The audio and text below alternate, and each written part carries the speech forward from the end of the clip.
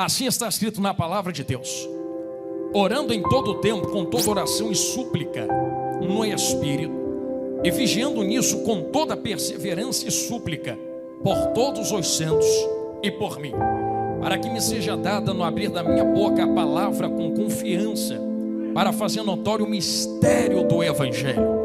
Quem entendeu isto que eu falei, diga amém. Então tome seu assento, glorificando a Deus, meus irmãos. Glória a Deus, aleluia. Isto, se acomode no seu lugar. Eu peço a sua atenção agora. Existe algo de Deus que Deus me outorga liberar sobre os vossos corações. Meus irmãos e minhas irmãs, existe uma frase que, apesar de parecer forte, é verdade. Se nós não oramos, nós não podemos nos chamar de cristãos. Sei que é forte, sei que é direta, mas eu preciso repeti-la. Sem oração não há cristão. Por isso, todas as vezes que nós lemos a Bíblia, nós sempre vamos ver Deus, o Espírito Santo, Jesus, trazendo a consciência da oração àqueles que são do caminho da fé. Se você lembra muito bem, você vai concordar comigo que até o Filho de Deus orava. E se Jesus, que é Jesus, orava, quanto mais nós, irmãos. Quantas vezes ele se isolou em montes, em barcos, para buscar a face de Deus em oração? E os discípulos, entendendo isto, quando foram pedir algo para Jesus, não pediram para Jesus que lhes ensinasse a pregar, que Jesus lhes ensinasse a expulsar demônios, que Jesus lhes ensinasse a curar enfermos, levantar doentes, abrir olhos de cegos. A primeira coisa que os discípulos pedem a Jesus é: nos ensine a orar.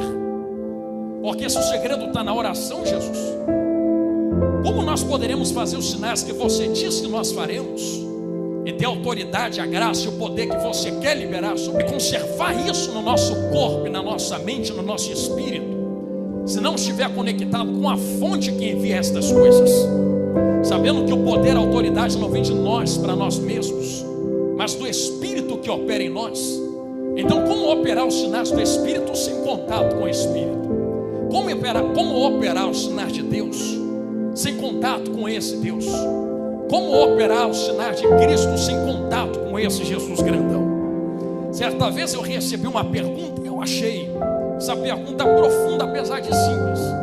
Um irmão da África entrou em contato comigo, pastores, e a pergunta dele foi assim: Marquinhos, quanto tempo você ora por dia? Sabe o que eu respondi, meu amigo Mateus? Eu respondi assim: desde a hora que eu acordo até a hora que eu durmo. Aí ele me fez uma pergunta: rapaz, você passa o dia todo de joelho? Não dá tempo. Quando dá tempo de dobrar o joelho, eu dobro. Ele: então como é que tu passa o dia todo orando? Eu respondi a ele: porque mais importante que a posição do corpo, dobrar dos joelhos, o levantar das mãos, a voz altiva, é o coração que se dobra aí dentro. Se você dobrar o seu coração no momento em que acordar e mantê-lo dobrado até o momento de dormir, já acorda com um bom dia, Jesus, e termina com um boa noite, meu Deus. Isso também é uma oração. Pense bem, irmãos, quantas orações de vocês foram atendidas e vocês nem lembram que fizeram estas orações. Talvez você estava na beira da sua pia, talvez você estava trabalhando no seu serviço, talvez você estava conversando com alguém e liberou aquela palavra direcionada ao seu Deus. Oh, meu Deus, entra lá, orou, nem percebeu. Oh, meu Deus, me ajuda, orou de novo, nem viu. Me fortalece, estava orando, nem se deu conta. Eu digo isto porque eu falava algo também acerca disso com este mesmo irmão africano, e acerca do tempo da oração. Eu disse: vaso, mais importante também do que o tempo da oração é como eu oro. Tem pessoas que passam 10 horas orando e não falam nada para Deus. Tem pessoas que dobram o joelho 1 minuto e Deus atende. Deus fala: é isto, falou o que tinha que falar. Tem pessoas que oram há 10 anos e Deus ainda não falou nada. Tem gente que aceitou Jesus ontem está orando de ontem para hoje. Hoje Jesus já está entrando e respondendo. A pergunta que eu faço com este questionamento a vocês é: Deus faz acepção de oração? Não. Então não importa tanto quem ouve a oração, importa mais quem está orando. E aqui eu quero começar a pregar a vocês, porque quando eu olho para a Bíblia eu encontro vários exemplos disso acerca do que eu estou falando. Somente em Efésios capítulo 6 nós percebemos que versículo 18 está inserido num texto de guerra. Então Paulo entendeu, nós estamos em guerra, e Satanás, que é o ruim, não vai bater em retirada, a não ser que nós saibamos como nos posicionar nesta guerra. Ou você acha que as suas armas são carnais? Ou você acha que derrota diabo com fuzil AK-47? Ou você acha que derrota diabo com pistola, com espada, com faca? Não é assim que se derrota Satanás. Existem versículos específicos para a luta que estamos enfrentando. E a Bíblia nos direciona ao nosso inimigo, dizendo que vocês não estão lutando contra a carne nem contra sangue. Então a nossa luta não é contra a fofoqueira, contra invejoso, contra aqueles que fazem trabalhos em cachoeira, seja o que for. A nossa luta é contra aquilo que está usando estas pessoas. É contra hostes espirituais da maldade. É contra príncipe das trevas. É contra os seres que atuam nos ares. Então percebam vocês que eu não consigo derrotar príncipes, hostes e seres que atuam nos ares, dando tiro, puxando espada. Se a luta é espiritual, é necessário usar armas espirituais. Eu vou entrar, posso? É por isso, meus irmãos e minhas irmãs, que lá no livro de Gênesis, capítulo 1, 2 e 3, nós vemos meu amiguinho que estava marchando tão bonito para Jesus aqui, que quando Deus entra na viração do dia no jardim do Éden, Deus não estava entrando à toa. Eu vou falar isso daqui com calma, nem correr, nem gritar. Deus não se manifesta à toa em um lugar. Se Deus entra, entra com um propósito definido. E a pergunta que eu faço a vocês, Cojadeb, é: com qual propósito Deus entrava dentro daquele jardim? Entrava porque não tinha nada melhor para fazer no céu. Nós que lemos esse texto percebemos que, pela entoação das palavras que Moisés escreveu, aquela não era a única vez que Deus estava entrando lá dentro. Então dá-nos a entender que havia uma rotina, toda a viração do dia. Imagina, Mateus, pode tirar a Bíblia rapidinho para mim, isso me ajuda. Toda a viração do dia Deus descia lá dentro, pisava na terra. Eu imagino Deus chegando em Adão. E é para isso que Deus descia. Deus não descia para ver como o jardim estava. Deus não descia para passear apenas para gastar tempo.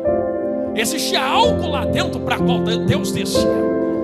E Deus descia para isso aqui: Adão, senta do meu lado, deixa eu sentar aqui. Aí Deus começava: como foi seu dia? Começa a orar.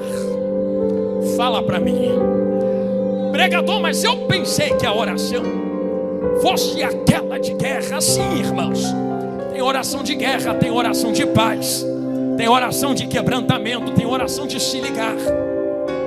Pregador, peraí, você está dizendo que a oração muitas das vezes não precisa de palavras altivas? Repito, muito mais importante é o posicionamento do coração do que as palavras que saem da minha boca. Você falou da boca para fora, então toma Jesus na tua mente. Jesus, certa feita, falando da oração, disse que haviam 2 homens que subiram ao templo. O primeiro orava para mostrar que sabia orar, com palavras difíceis e altivas. Batia no peito, olhava para o céu e dizia: obrigado, porque eu não sou como os outros que não sabem orar, que são gentios, que não te servem. Jesus disse: tinha um segundo homem também. O segundo homem nem se arriscava a olhar para o céu. Ele dizia: não, nem levantar a cabeça e olho para lá mereço, vou ficar olhando para o céu. E ele dizia: Pai, eu não mereço, me ajuda. Aí Jesus termina olhando para eles e dizendo: quem tu acha que Deus ouviu nestas orações? Aquele que bate no peito orando para mostrar que sabe orar, ou aquele que ora escondido dizendo: a minha oração não é para quem está na terra? Entendeu? Vou falar de novo. A minha oração não é para quem está na terra. Então se tiver que calar eu calo, se tiver que gritar eu grito, se tiver que correr eu corro, se tiver que ficar parado eu paro, se tiver que chorar eu choro, mas se tiver que gritar sem lágrimas nos olhos, então eu enxugo estas lágrimas. Existe um que está sentado no trono de glória, varô, e ele recebe as nossas orações.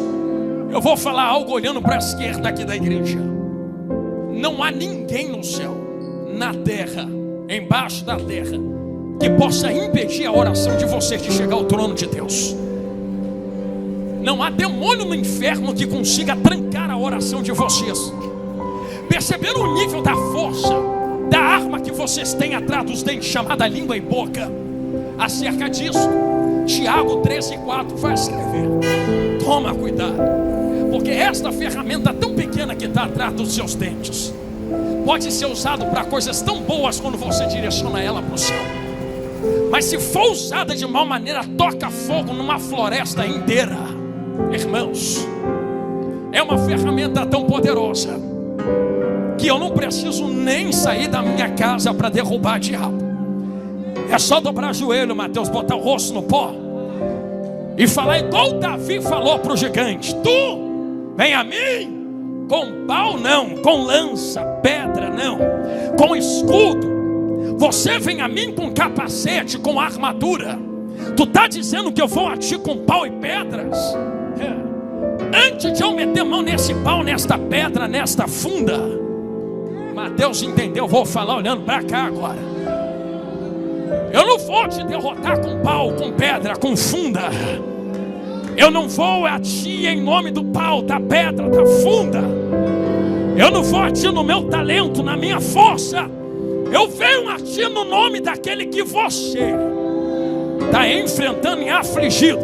Imagine o gigante: quem? No nome do Senhor dos exércitos, o Deus dos exércitos de Israel. Percebeu, varão, que a conexão de Davi não é com a pedra, entendeu? Não é com a funda. Eu vou repetir de novo, porque tu balançou a cabeça bonito, varão. Porque tem gente achando que se derrota diabo, gigante, demônio com pedra.